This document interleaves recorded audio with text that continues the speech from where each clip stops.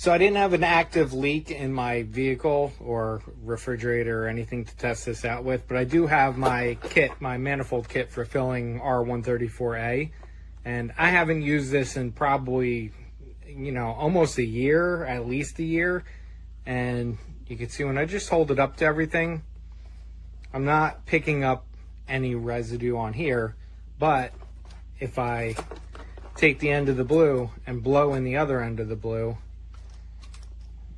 position that so you can see it.